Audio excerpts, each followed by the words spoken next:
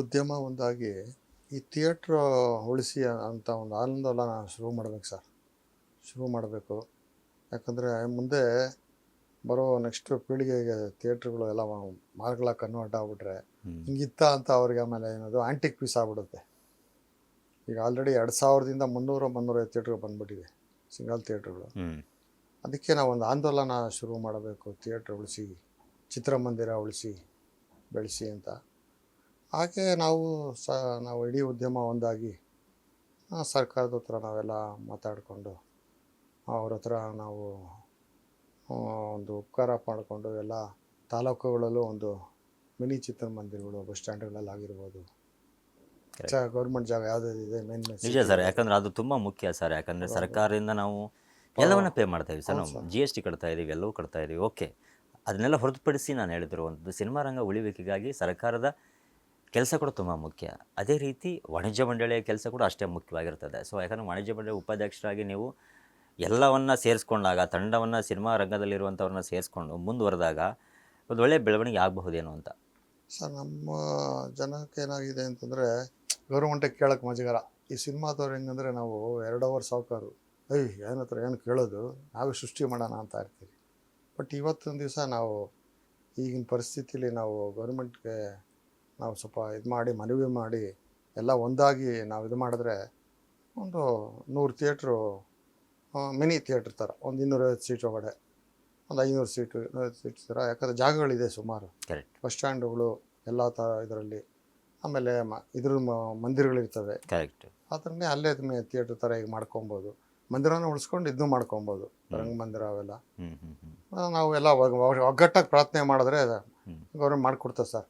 ಯಾಕಂದರೆ ಏನೇ ಒಂದು ಉದ್ಯಮ ಬಿದ್ದಾಗ ಗೌರ್ಮೆಂಟ್ ಸಹಾಯ ಹಸ್ತ ಕೊಡ್ತದೆ, ಸಬ್ಸಿಡಿ ಕೊಡ್ತದೆ, ಎಲ್ಲ ಮಾಡ್ತದೆ. ಇದಕ್ಕೂ ಕೈ ಚಾಚ್ತಾರೆ. ನಾವು ಕೇಳ್ತಾ ಇಲ್ಲ. ನಾವೇನಂದ್ರೆ ನಾವು ಒಂಥರ ಕಸ್ತೂರಿ ನಿವಾಸ ರಾಜ್ಕುಮಾರ್ ಥರ ಕೊಟ್ಟು ರೂಢಿ, ಕೇಳಿ ರೂಢಿ ಇಲ್ಲ ಇವಾಗ. ಬಟ್ ಏನಾಗಕ್ಕಿಲ್ಲ, ಒಂದೊಂದು ಸರಿ ಅಲ್ಲಪ್ಪ ಇದು ಮಾಡಬೇಕು.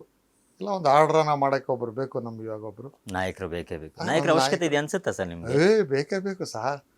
ಹೀರೋ ಇಲ್ದಿರೋ ಫಿಲಮ್ ಎಲ್ಲಿ ಸರ್? ಕಮ್ಮಿ. ವಿತೌಟ್ ಹೀರೋ ಫಿಲಮ್ ಪಾಸ್ ಆಗೋದು, ಅದು ಡಿಫ್ರೆಂಟ್ ಕತೆ ಮಾತ್ರ ಇದಾಗ್ತದೆ. ನಾಯಕನೇ ಥ್ರೂಔಟ್ ಎಳಿತದೆ ಸರ್. ಈಗ ನಾವೆಲ್ಲ ಈಶ್ವರನ ದೇವಸ್ಥಾನಕ್ಕೆ ಹೋದರೆ ಈಶ್ವರನೇ ಟಾರ್ಗೆಟ್ ಮಾಡೋದು ಅಲ್ವಾ? ಈಗ ಅಲ್ಲ ಅಂತ ಹೋದರೆ ಅಲ್ಲನೇ ಮಾಡ್ತಾರೆ, ಕ್ರಿಶ್ಚಿಯನ್ಸ್ ಅವ್ರು ಮಾಡ್ತಾರೆ. ಹಂಗೆ ನಾವೆಲ್ಲ ನಮ್ಮ ಕಾಲದಲ್ಲಿ ಥಿಯೇಟ್ರಿಗೆ ಹೋಗ್ತಾ ಇದ್ದಿದ್ದೆ ಒಂದು 2-2.5 ಅವರ್ ಪ್ರಾರ್ಥನೆ ಮಾಡ್ದಂಗೆ. ಅವ್ರು ಥಿಯೇಟ್ರಲ್ಲಿ ಕೂತು ಈಚೆಗೆ ಬಂದರೆ ನಾವು ಫ್ರೆಶ್ ಆಗಿ ಬಂದ್ಬಿಡ್ತಾ ಇದ್ರಿ. ಅಲ್ಲಿ ನಾಯಕ ಏನೋ ಸಾಧನೆ ಮಾಡಿರ್ತಾನೆ, ಅದು ನಾವು ಮಾಡೋಣ ಅಂತ ಉರುಪಾಗ್ಬಿಡೋದು, ಥರ ಟಾನಿಕ್ ಥರ. ಇದು ಸರ್ ಡೋಸ್. ಇದು ಸಿನಿಮಾ ಬಂದು ಮನುಷ್ಯನಿಗೆ ಒಂದು ಟಾನಿಕ್ಕು. ಕೆಲವ್ರಿಗೆ ಡ್ರಿಂಕ್ಸು, ಕೆಲವ್ರು ನಾನ್ ವೆಜ್ ಊಟ ಇದೋ ಥರ. ಇದು ಎಲ್ಲಾರ್ಗು. ಇದಕ್ಕೆ ಸಿನಿಮಾಗೆ ಇದಿಲ್ಲ ಸರ್, ಭಾಷೆ, ವ್ಯಕ್ತಿತ್ವ, ಆಮೇಲೆ ಗಂಡು ಹೆಣ್ಣು, ಆಮೇಲೆ ಏನೋ ನೈನು, ಅವೆಲ್ಲ ಏನಿಲ್ಲ. ಸಿನಿಮಾ ಅವರ ಹಾರ್ಟ್, ಅದು ಅಲ್ವಾ sir? Heart tonic cinema. Open ಆಗಿ ಇರುವಂಥದ್ದು, ಎಲ್ಲರೂ ನೋಡುವಂಥದ್ದು. ಹೌದು ಅಲ್ವಾ ಸರ್? Heart sir. ಈಗ ಮಕ್ಕಳು ಏನು ಎಂಜಾಯ್ ಮಾಡ್ತಾರೆ ಸಿನಿಮಾಗಳನ್ನ ಅಂತೀರಾ? ಅವನು ಒರಿಜಿನಲ್ ಆಡಿಯನ್ಸ್ ಅಂದರೆ ಸರ್ ಮಕ್ಕಳು ಸರ್. ಯಾಕಂದರೆ ಅವ್ರದ್ದು ಕಾನ್ಸಂಟ್ರೇಷನ್ ಅದ್ರ ಮೇಲೆ ಇರ್ತದೆ. ನಾವು ಸಿನಿಮಾ ನೋಡ್ತಾ ಇರ್ತೀರಿ, ಬೇರೆ ಏನೋ ತಲೆ ಓಡ್ತದೆ. ಅವ್ರಿಗೆ ಹಂಗಲ್ಲ, ಒಂದು ನೋಡ್ತಾ ಇದ್ರೆ ಅದ್ರ ಮೇಲೆ ಮನಸ್ಸು ಇರ್ತದೆ. ಸಖತ್ ಎಂಜಾಯ್ ಮಾಡೋರು ಮಕ್ಕಳು ಸರ್. ಇಲ್ಲ, ಇದು ಬರ್ತದೆ ತಿರ್ಗಾ ಕೃಷ್ಣದೇವರನ ಕಾಲ. ಈಗ ಆಲ್ರೆಡಿ ಪ್ರಯತ್ನಗಳು ಸುಮಾರು ನಡೀತಾ ಇದೆ. ನಾನೇ ಕೇಳ್ಪಟ್ಟಿದ್ದೀನಿ ನಮ್ಮ ಉದ್ಯಮ ಕೆಲವರು ಮಾಡ್ತಾ ಇರೋ ವಿಭಿನ್ನ ಕಥೆಗಳಾಗಿರ್ಬೋದು. ಆಮೇಲೆ ಇನ್ನೊಂದು ಏನಂದರೆ, ಈಗ ಸ್ವಲ್ಪ ನಮ್ಮ ಮಲ್ಟಿ ಸ್ಟಾರ್ಗಳು, ಮಲ್ಟಿ ಹೀರೋಯಿನ್ಸು ಸ್ವಲ್ಪ ಮಿಕ್ಸೆಡ್. ಆಮೇಲೆ ಮನುಷ್ಯ ಯೋಚನೆ ಮಾಡದೇ ಇರೋ ಕಥೆಗಳು ಬಿಡಬೇಕು. ಹಿಂಗೂ ಉಂಟಾ ಅಂತಾರ, ಈಗ ಉಂಟಾ ಥರ ಅದು ಇದಕ್ಕೆ ಬರ್ಬೋದೇನೋ. ಬಟ್ ಅದೇ ಸರ್, ಈಗ ನೀವು ಹೇಳ್ದಂಗೆ ಈಗ OTTಗಳಲ್ಲಾಗಿರಬಹುದು, ಪರಭಾಷೆ ಸಿನಿಮಾಗಳಿಗಿರಬಹುದು. ಸೊ ನಮ್ಮ ಕಂಟೆಂಟ್ ಕೊರತೆ ಇದೆ ಅಂತ ಅನಿಸುತ್ತೆ ನಿಮಗೆ? ಅಂದರೆ ನಾವು ಮಾಡ್ತಿರುವಂತಹ ಸಿನಿಮಾಗಳ ಕ್ವಾಲಿಟಿ ಇರಬಹುದು. ಕೆಲವು ಮಾತುಗಳಿದೆ ಸರ್. ಸಬ್ಸಿಡಿಗೋಸ್ಕರ ಸಿನಿಮಾ ಮಾಡ್ತಾರೆ, ಒಂದು ಫ್ಯಾಷನೇ ಇರಲ್ಲ, ಸುಮ್ಮನೆ ಸಬ್ಸಿಡಿ ದುಡ್ಡು ಬರುತ್ತೆ ಅಂತ ಸಿನಿಮಾ ಮಾಡೋವಂಥ ಸಂಖ್ಯೆ ಜಾಸ್ತಿ ಆಗಿದೆ ಅಂತ ಕೆಲವೊಂದಿಷ್ಟು ಮಾತುಗಳು ಬರ್ತಾ ಇರುವಂಥದ್ದು. ಸೊ ವಾಣಿಜ್ಯ ಮಂಡಳಿ ಕಡೆಯಿಂದ ಕೆಲವೊಂದಿಷ್ಟು ನೀವೊಂದೇನು ಕ್ರಮ ತಗೋಬೇಕು ಅನ್ನೋದಾದರೆ ಏನೆಲ್ಲ ತಗೋಬಹುದು? ಈ ಥರದ್ದು ಅಂದರೆ ಈ ಥರದಿಂದ ಎಲ್ಲೋ ಒಂದು ಕಡೆ ನಮ್ಮ ಚಿತ್ರರಂಗದಲ್ಲಿ ಕುಂಠಿತ ಆಗ್ತಾ ಇರಬಹುದಾ ಅಂತ? ಇಲ್ಲ ಸರ್, ಅದು ಚಿಕ್ಕ ಪಿಕ್ಚರ್ಗಳಿಗೆ ಒಂದು ಕೆಲವು ಮಾನದಂಡ ಇದೆ. ಸಬ್ಸಿಡಿ ಎಲ್ಲದಕ್ಕೂ ಕೊಡಲ್ಲ, 120 ಪಿಕ್ಚರ್ಗೆ ಮಾತ್ರ ಕೊಡ್ತಾರೆ. ಅದು ಕೆಲವು ಮಾನದಂಡ ಇದೆ.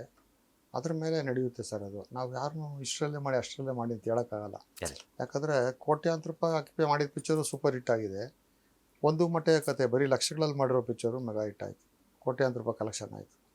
ಆ ಥರ ಆ ಕಾಲದಲ್ಲೂ ನಮ್ಮ ಕಾಲದಲ್ಲೂ ಆಗಿತ್ತು. ರಂಜಿತ ಇವೆಲ್ಲ ಸುಮಾರು ಚಿಕ್ಕ ಪಿಕ್ಚರ್ಗಳು ವಿತೌಟ್ ಹೀರೋ ಸಿನಿಮಾ ಗೆದ್ದಿದ್ದಿದೆ. ಅದರಿಂದ ಅವು ಪ್ರಯತ್ನ ಮಾಡೋರು ಮಾಡ್ತಾ ಇರ್ತಾರೆ. ನಾವು ಯಾರಿಗೂ ಬೇಡ ಅನ್ನೋಕ್ಕಾಗಲ್ಲ, ಯಾರಿಗೂ ರಿಸ್ಟ್ರಿಕ್ಷನ್ ಮಾಡೋಕ್ಕಾಗಲ್ಲ ಸರ್. ಆಮೇಲೆ ಇದು ಕಲೆ, ಇದು ಎಲ್ಲರೂ ಕೈ ಬೀಸಿ ಕರೀತದೆ. ಅವು ಒಂದು ಏನದು ಟೆಸ್ಟ್ ರೌಂಡ್ ಮಾಡಿ ಹೋಗ್ತಾರೆ, ಹೋಗ್ಲಿ ಒಂದು ಹೋಗ್ಲಿ ಬಿಡಿ ಸರ್, ಯಾರಿಗೂ ಇದು